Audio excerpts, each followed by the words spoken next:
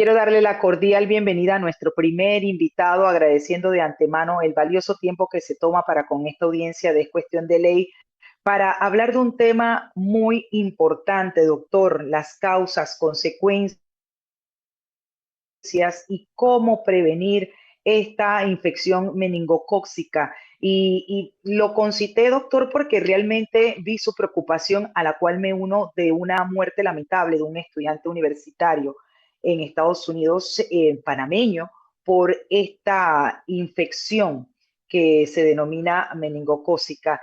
Y le digo, bueno, doctor, es un tema que tenemos que alertarnos, no dejar de lado el tema salud que hemos ido después de 5 años que tenemos de haber pasado una pandemia, dejar como habíamos dejado de un lado el tema salud. Yo creo que siempre es importante retomar estos temas y hacer esa docencia y conciencia de la importancia no solo de la vacunación, sino conocer un poco de los síntomas, las causas de enfermedades como esta. Bienvenido, doctor. Gracias una vez más.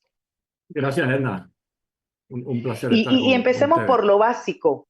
¿Qué es la enfermedad esta conocida como meningocócica? ¿Cómo se contagia, por ejemplo? Sí, mira, la enfermedad meningocócica tiene varias presentaciones, ¿no? Primero que es causada por una bacteria, no por un virus. Ujú. La bacteria se llama Neisseria meningitidis, ese es el nombre técnico de la bacteria.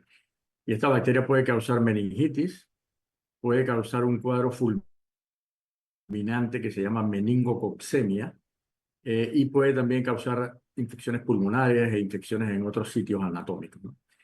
La forma más grave es la meningococcemia, que la meningococcemia se puede acompañar o no de meningitis, ¿no? Y es una enfermedad inmunoprevenible. Hay vacunas para prevenir esta enfermedad. En Panamá hay muy pocos casos realmente cada año. Es una bacteria rara en el país, por lo menos en los últimos 5 o 10 años ha sido bastante raro la enfermedad aquí en nuestro territorio, ¿no? Siempre se dan Ujú. casos esporádicos, pero nunca así como brotes de qué preocuparse. Por eso es que Salud Pública no tiene la vacuna de forma rutinaria en los esquemas de inmunización de los niños, adolescentes.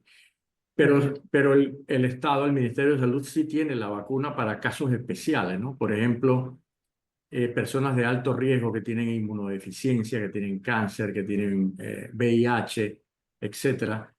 Esas personas se la pueden poner porque hay una vacuna que se aplica en Panamá, que es para eso, ¿no? Pero solamente básicamente para situaciones especiales.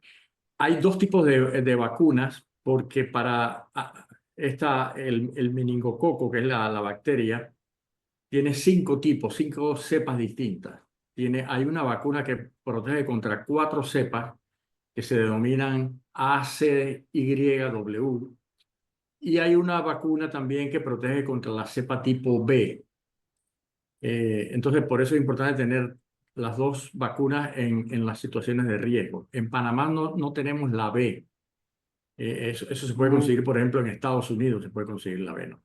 Entonces, Ujú. hay un grupo que es de riesgo, que son los estudiantes que van a dormitorios en Estados Unidos o en Europa a estudiar en la universidad. Se ha visto que la enfermedad es más frecuente en ese grupo de personas, ¿no? Porque los adolescentes y estudiantes que están en dormitorios en la universidad están en lugares cerrados, poco ventilados, hay mucho estudiantes juntos, viviendo de forma hacinada. Y en el invierno y en la primavera en los Estados Unidos y en Europa circula esta bacteria mucho más que acá. Entonces, por eso muchas de las universidades en los Estados Unidos le piden a los estudiantes que van allá que tengan esas vacunas, ¿no? Anteriormente solamente se pedía la vacuna, una de las vacunas, la tetravalente y no la B, pero ahora se está pidiendo la B. Lo que pasa es que es muy reciente lo de la B, ¿no? Tengo entendido que es Ujú. desafortunadamente que en este caso, el joven se había aplicado la vacuna tetravalente, pero aparentemente no se había aplicado la vacuna B. Y tengo entendido también, aunque la información es un poco imprecisa, así que no me atrevo a Ok, corroborarlo, claro. que la enfermedad que él tuvo fue causada por la cepa B, ¿no? y es realmente desafortunado, ¿no? Uno queda devastado porque es una enfermedad inmunoprevenible en un chico joven, inteligente, atleta, productivo, que tiene toda una vida por delante, ¿no? Así que realmente uno queda conmovido de esta situación. Pero por supuesto, doctor, sobre todo los que tenemos también hijos que están estudiando en Estados Unidos y uno se alarma, uno dice, pero ¿cómo prevenimos? ¿Qué vacunas específicamente entonces hay que considerar ponerse? Porque tal y como usted lo adelanta, entiendo yo que la Organización pues, Panamericana de la Salud, precisamente por esos índices bajos de presencia, de endemicidad que le llaman ustedes, eso no está en el cuadro o en el programa de inmunización. Entonces uno dice, pero caramba, frente a una situación como esta, ¿cuál es la prevalencia que tenemos nosotros? O si aunque esté baja la prevalencia, hay muchos estudiantes de aquí nuestros que están estudiando en Estados Unidos. ¿Qué deberíamos hacer? La prevalencia en el país es muy baja, como te dije, ¿no? En los últimos 10 años, casos muy esporádicos. Sin embargo, hay países de la región donde sí es endémico la situación. Por ejemplo, en Brasil, en Chile, en Uruguay, en Argentina. Esos países, en Colombia, esos países tienen vacunación contra el meningococo de forma rutinaria, ¿no? Porque hay muchos más casos, ¿no?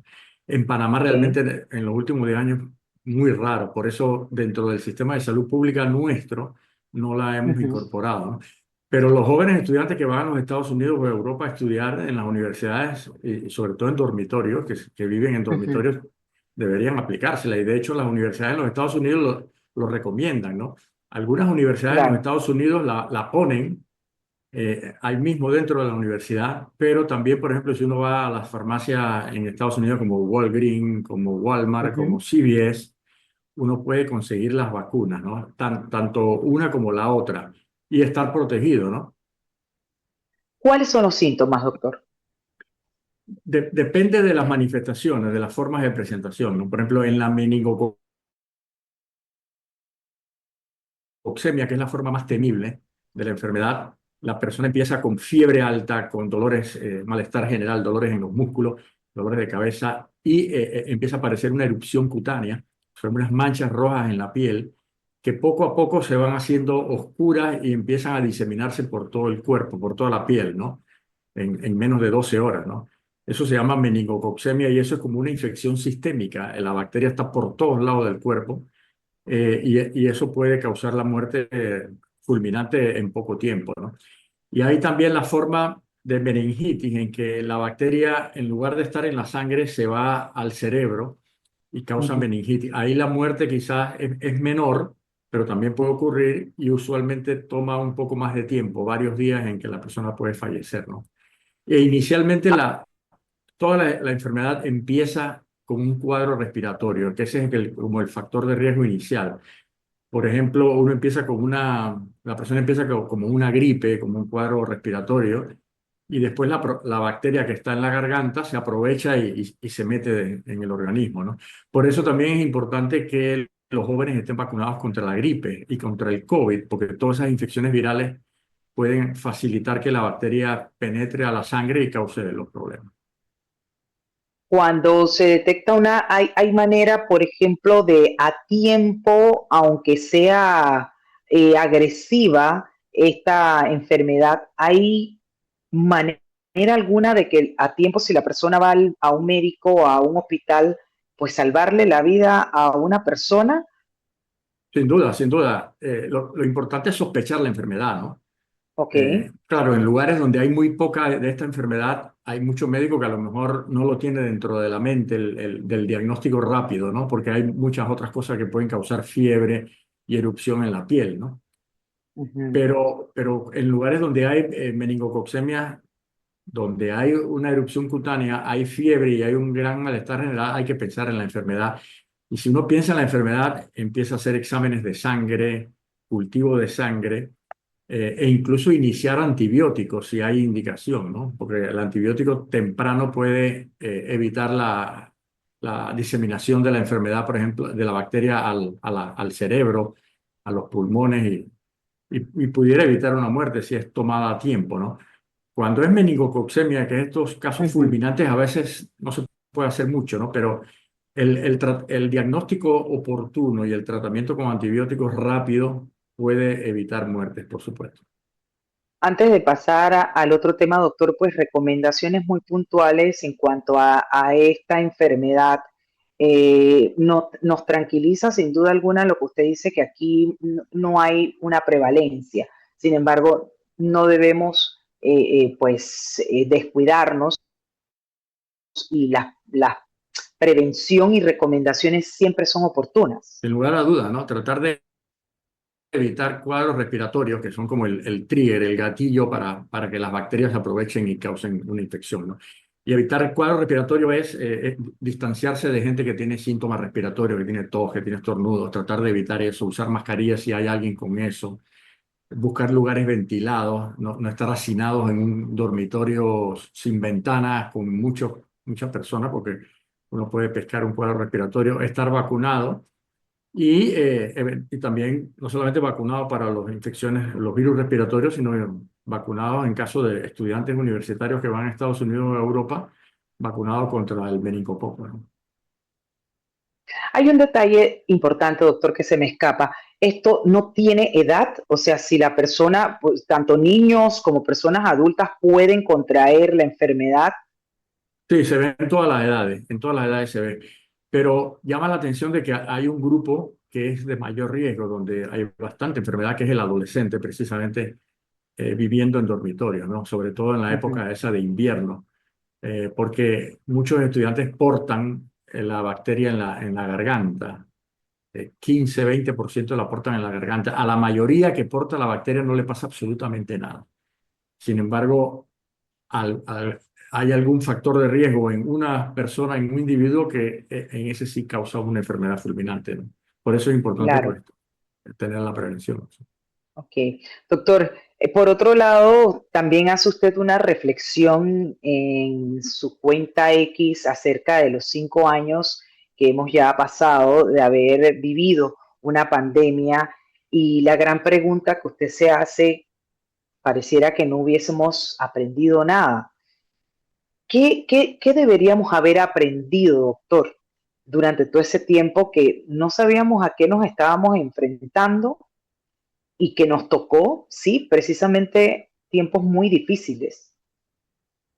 No, definitivamente yo creo que fue una época de aprendizaje para todos, porque nosotros los médicos fue una situación completamente inédita, un virus completamente nuevo, que incluso la comunidad científica no presumía que este virus iba a causar la pandemia. Todos los científicos estaban enfocados más en la gripe, en el virus de la influenza, y no en un coronavirus, ¿no?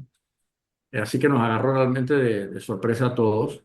Y durante la pandemia aprendimos mucho del virus y de las formas de evitar la transmisión, los tratamientos malos y los tratamientos buenos, el manejo hospitalario adecuado y finalmente la vacuna, ¿no? El primer año fue muy duro porque el primer año no hubo vacuna y hubo mucho panameño que murió.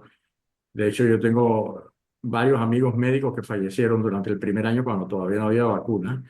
Y ya después empezaron a haber vacunas y que se empezaron a distribuir progresivamente y entonces ya empezó a bajar la mortalidad, ¿no? Afortunadamente, ¿no? Pero aprendimos mucho eh, y hay cosas que realmente yo creo que han debido de quedar como un legado de aprendizaje. Por ejemplo, la importancia de la ciencia, ¿no? No solamente para el Ujú. manejo, tratamiento, para la prevención, sino también para el desarrollo de test diagnósticos, que los institutos de Gorgas, así tengan suficiente inversión para realmente también ayudar a que seamos un poco independientes, ¿no? No dependamos de que todos los insumos, los test diagnósticos vengan del exterior, sino tenerlos acá a mano, ¿no? Incluso eventualmente Claro, fabricar vacunas aquí en el país, que sería lo ideal, ¿no? Otra de las cosas que aprendimos fue, por ejemplo, ustedes en el trabajo, los trabajadores, el teletrabajo, ¿no? Que antes todo el trabajo era presencial, ahora hay mucho virtual, como lo que estamos teniendo ahora nosotros dos en esta exacto. entrevista, ¿no? También en la escuela, ¿no? La virtualidad escolar, ¿no? Que desafortunadamente distanció un poco lo público de lo privado, pero es también una actividad que puede retomarse y que puede fortalecerse de cara al futuro. también aprendimos la importancia de la salud mental, ¿no? Porque la pandemia, Ujú, el confinamiento afectó mucho la salud mental muchísimo.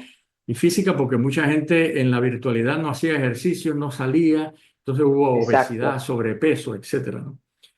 Y la devastación socioeconómica, ¿no? El desempleo, Ujú, el aumento de la informalidad, los pocos recursos de la persona. Entonces, también hubo todo un caos desde el punto de vista económico de empresas que cerraron, qué sé yo, ¿no? Pero yo me quedo con que lo que deberíamos aprender más es tener empatía con las personas, ujú. tener solidaridad con los más desprotegidos, la importancia de la salud pública sobre la salud individual, y evitar todo lo que es el juega vivo, ¿no? Pues si te acuerdas, por ejemplo, durante la pandemia ¿Cómo mucha gente no? se aprovechó de la pandemia para hacer actividades de Así es. corrupción, ¿no? Una cosa completamente imperdonable, ¿no? Pero eso todavía lo vemos. Vemos juega vivo, vemos falta de solidaridad, vemos individualismo, vemos discursos de odio, etcétera, etcétera, ¿no? Es que yo recuerdo, doctor, y perdone que lo interrumpa, que era un momento que todos nos veíamos tan vulnerables, todos, porque nadie sabía si le iba a tocar o no, o si le había llegado o no la muerte. Y eso nos hacía ver las cosas diferente, ver a la gente diferente y, como dice usted, ser un poco más empático, más solidario. Pero se acabó la pandemia, salimos todos y regresamos a la vida que llevábamos y como que se nos olvidó todo. Y lo vemos mucho en redes sociales, la virulencia que hay, los insultos, la descalificación, pero con un tema de odio que uno no llega a entender por qué razón el ser humano o qué más necesitaríamos como seres humanos vivir para realmente deponer esa cantidad de virulencia y odio que a través de las redes esto disparamos. Yo también me Sí. hago esa misma pregunta. Sí, sin lugar a dudas, las redes sociales han traído todo ese tipo de cosas, es desafortunado, pero y otro de los aspectos negativos de las redes sociales es la gran desinformación, ¿no? Totalmente, La mentira, totalmente. y fíjate que esa desinformación a veces puede ser criminal, ¿no? Porque, por ejemplo, mucha gente tenía temor de vacunarse contra el COVID, pero no solamente contra el COVID. Hemos vivido que ahora la gente incluso tiene temor a vacunarse contra el sarampión, contra otras Uh -huh. enfermedades que empiezan a reaparecer cuando ya las teníamos controladas. Entonces, eso es criminal realmente, ¿no? Ahora tenemos en Estados Unidos un brote de sarampión tremendo, con 2 muertes por ahora.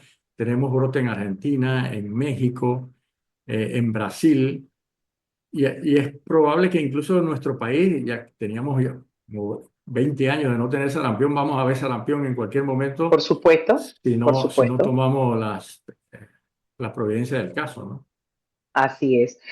Hace 7 horas informó, por ejemplo, el Ministerio de Salud la muerte lamentable de un señor de 82 años por el tema este de Oropuche, que se hablaba del Oropuche, pero que también no se toma conciencia de las medidas de prevención que hay que tener para que realmente el mosquito, obviamente, pues no se anide, no tome esa fuerza que tomó. Qué lamentable esta muerte. Un señor de 82 años que pues según lo que dice el Ministerio de Salud tenía pues quizás una enfermedad o antecedentes de salud.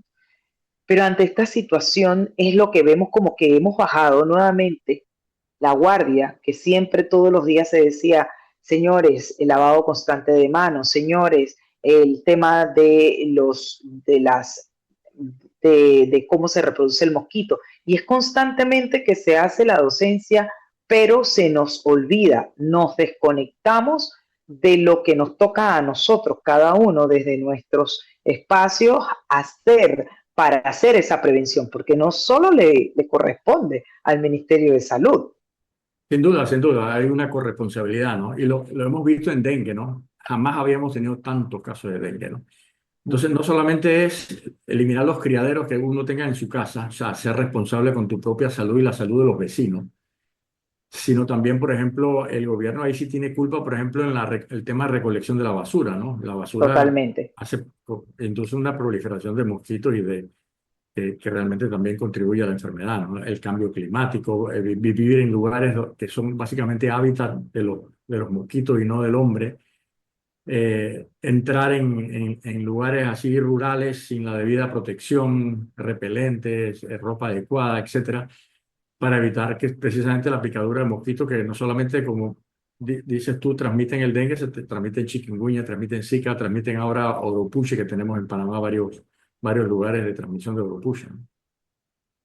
Doctor, ya para finalizar esas recomendaciones para toda la audiencia que hoy nos acompaña en materia de las distintas infecciones, usted como estudioso, investigador clínico en materia de infectología, ¿qué cosas tenemos que estar muy alertas, muy pendientes, cuidarnos, vacunarnos, estar muy pendiente precisamente en lo que se refiere a nuestra niñez, de seguir de manera muy minuciosa eh, toda esa secuencia de las vacunas que deben tener nuestra niñez para protegerlos? No, definitivamente Panamá siempre ha sido un país pro vacunación, ¿no? Los padres realmente, la vacunación infantil ha sido realmente una de las fortalezas más importantes del Ministerio de Salud de Panamá, ¿no? Incluso nuestro esquema de vacunación es de los más completos en el mundo y ha sido envidia de muchos países de Latinoamérica el esquema que tenemos aquí, ¿no? Con las mejores vacunas que hay en el mercado, ¿no? Y gratis. O sea, no gratis porque todos los pagamos con los impuestos, pero se administran gratis a la gente que va a Pero los centros de salud. relativamente, exacto. Y es de pena que vayamos retrocediendo en los esquemas de vacunación, que la gente empiece a tener reticencia a la vacunación cuando ya tenemos controlada casi la mayoría de las infecciones que causan problemas de salud pública en los niños, ¿no? Lo otro también, ¿no? Instar a eliminar los criaderos para evitar el tema de dengue y otras infecciones transmitidas por mosquitos, evitar llevar a los niños pequeños a lugares donde hay mucha gente, en los moles, etcétera, donde hay mucho hacinamiento, sobre todo en lugares cerrados para evitar infecciones respiratorias. Todo eso es bien importante. La lactancia materna es importante también, ¿no? Todos esos aspectos son importantes a la hora de prevenir infecciones en los niños pequeños, sobre todo, ¿no? Y sobre todo acudir a tiempo ante cualquier síntoma y no automedicarse, que es lo que también tendemos a hacer mucho, doctor, a querer solucionar todo con lo que se tiene a la mano y no Sin jugar lugar a a los dudas, médicos, sin lugar no a jugar a dudas. los médicos. Y hacer ejercicio, ¿no? Y dietas saludables, no comida chatarra, porque la obesidad es un factor de riesgo para muchas de estas infecciones, ¿no? Absolutamente, Entonces, absolutamente. Doctor Xavier Sáenz Llorens, pediatra, infectólogo e investigador clínico, le agradecemos muchísimo una vez más el valioso tiempo, sus valiosos aportes que comparte con esta audiencia de Es Cuestión de Ley. Nos volveremos a ver en otra ocasión. Un abrazo a la siempre, distancia.